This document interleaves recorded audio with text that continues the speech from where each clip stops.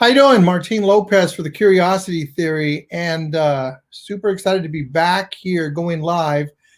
This is my first day on LinkedIn Live, and I'm very excited. And I got a great friend, a colleague, and an amazing coach, Coach Khan. He's going to jump on and in just a second.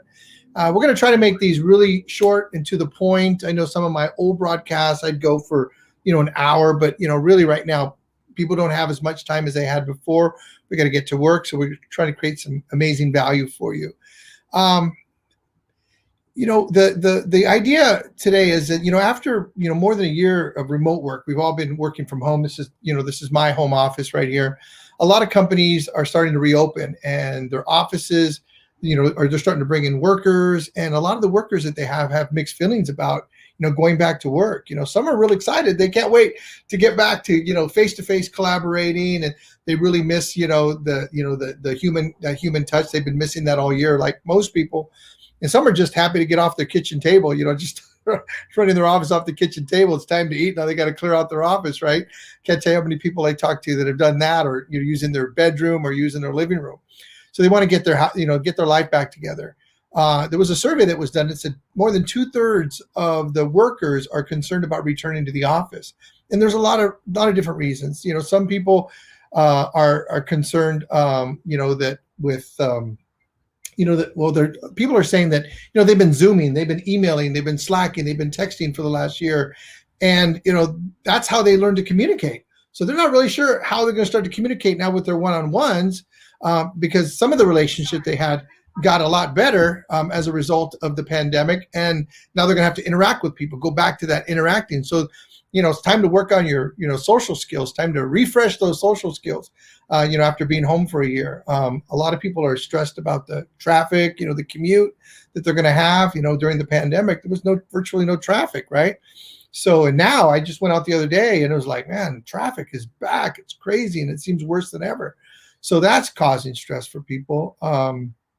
People are having to become a team player again. It's like, okay, well, I was used to like working in my silo and doing my job and then getting in and getting out. But now I'm going to be collaborating with people, sharing the lunchroom, doing all this other stuff that's going to happen that we've been doing forever, but we got used to not doing it. Human interactions, childcare. I've been taking care of my own kids forever, right? Gas prices are up, so the commute's going to be more expensive. Some kids have gone back to school, but right now we're entering in summer. They're graduating. They're back on summer vacation. So there's a lot of things that people are concerned about. And I think it's really great to open up that conversation and see what, really see what we can do to make it better. So I'm going to bring Coach Khan on. Hey, Coach Khan, how you doing? Good to see you, my friend. How are you? Oh, it's so great. And thank you for, coming on such last minute and hanging out with me. I appreciate it. Always a pleasure to join you, Martin. Yeah, that's awesome. So, the conversation is like, reinventing the workplace. We had this opportunity to get away from the workplace and, work on Zoom, work texting and, Slacking and all that. And now as we're going back to the workplace, people have concerns. But my thought is, what if we were to reestablish, like create the workplace the way we want it to be? What do you think about that? Well, I think that's something that we're going to have to do. I think that we're going to have to approach it in a very different way. I think it's important for everybody to understand, whether you are a business owner, a senior leader for an organization, if you're an individual looking at things and coming back into the workforce, it's going to be important for everybody to realize that the place that we left 10, 12, 15 months ago is not the same place we're coming back to. And that's a big part of what we have to be aware of. So employers are now going to have to take into consideration the need to re-onboard and re-engage their staff as they're coming back into the office. Because again, it's a totally different environment. Yes, they've been working with the company for whatever time they have, but this environment now, this reality is brand new. We have changed the game. So if we're changing the game, we have to reintroduce people to the rules. Yeah. So, for me, my game's pretty much the same. And I talk to people, and a lot of the people that I talk to, a lot of people I work with have been working from home, or they're kind of engaged in the same thing. But then there's a different group of people that have been completely at home, completely separated. And now we're saying the game has changed. Like, can you give me an idea what you mean by the game has changed, just so I can understand that a little bit better? Well, look at it this way. They're coming back into an environment now that sometimes the protocols may have changed because of COVID. We're still in the process of reintroducing new policies, new procedures, new ways of doing things. To your point, people have been used to operating and collaborating with their teams in a very different way. Yeah. And now we're asking them to approach it again, to go back to as things were. Well, that's very hard for people to do. Can we get to a point where eventually we'll be able to? Absolutely. We'll be able to kind of create that, but it won't be the old normal. It'll be the next normal. You and I have talked about this before in other Yeah. sessions, where the next normal is where we're going to migrate to. And that could be a hybrid environment. And it's important for people to understand that hybrid doesn't mean I take a little bit of this and a little bit of that. That's not what hybrid means. Hybrid requires its own rules and its own way of engaging people. And that's going to be something that we're going to have to figure out. Already, many of the tech giants have started looking at that. They've started with this first step that I think is the most critical. It's ask. Ask people how they feel about things. Engage with them and understand, where are they at? What are their greatest concerns? If I'm a supervisor, I have a team that's now coming back into the office. I should set up one-on-one meetings or even a team meeting and say, hey, how are you guys feeling about this? What's your biggest concern? What's your biggest worry about this?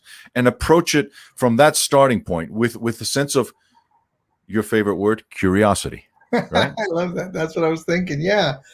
I love that. It's just, I like that, the next normal. We really have a great opportunity if we take advantage of it right now.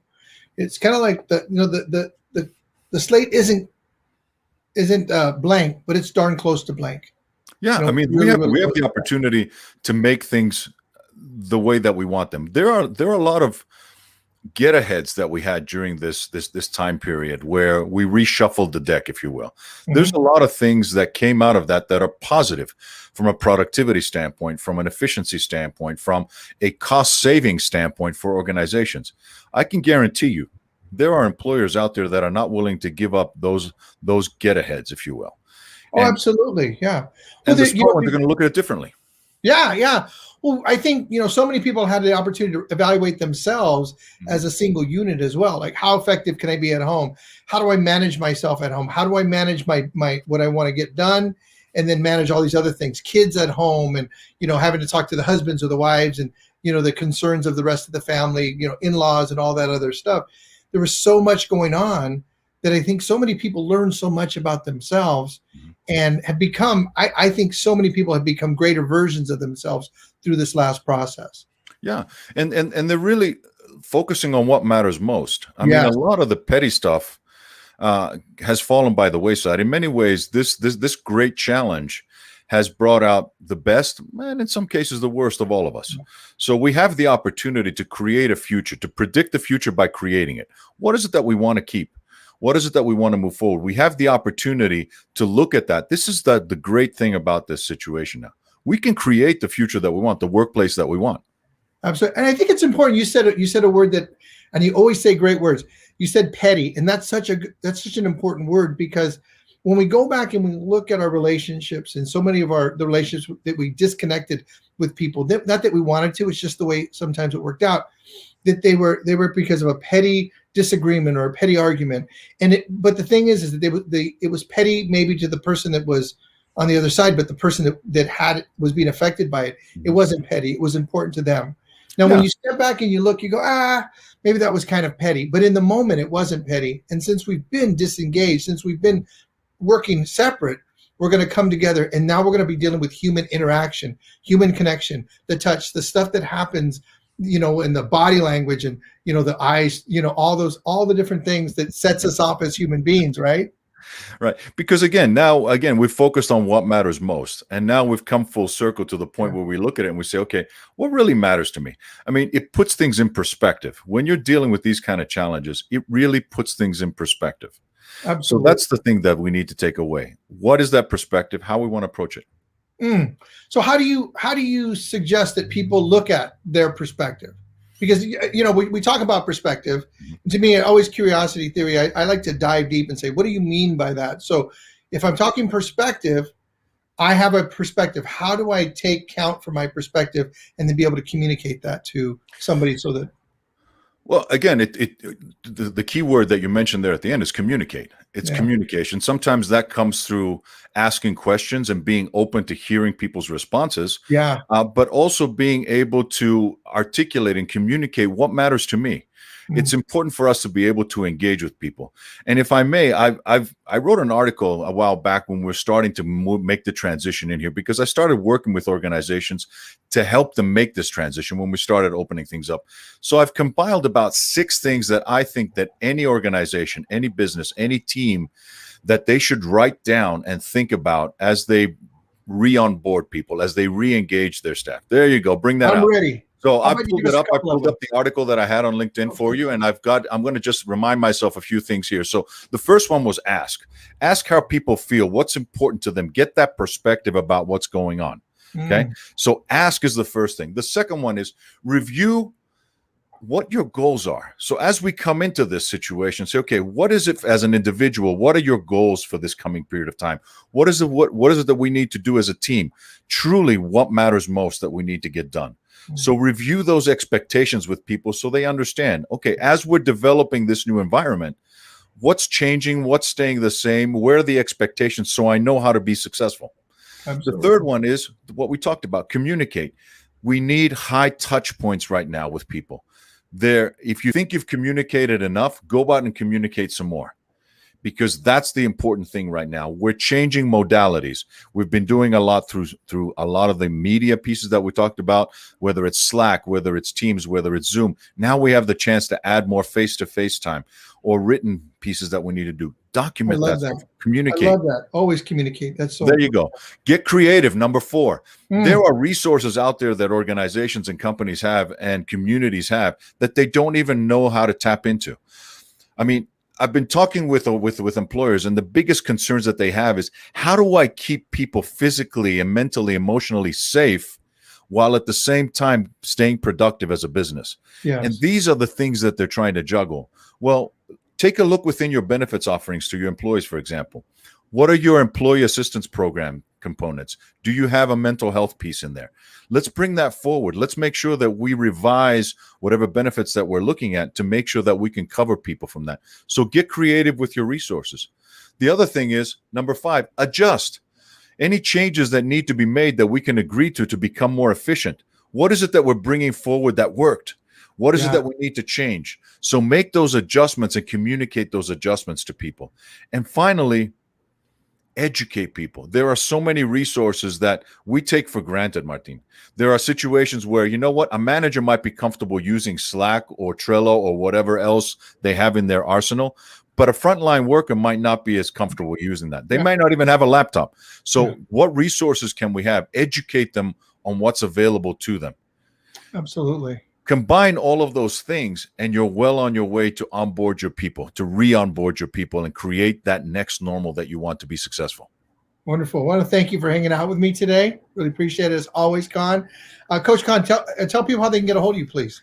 Well, if they look me up on LinkedIn, they can find me there under Coach Con, and that's Con with a K, K-O-N, or they can go to my website, freshbizsolutions.com. Wonderful. Thanks for hanging out. I really appreciate it. We'll talk to you. Always a pleasure, sir. Take care. You bet. That was amazing. Coach Con had these 6 amazing points.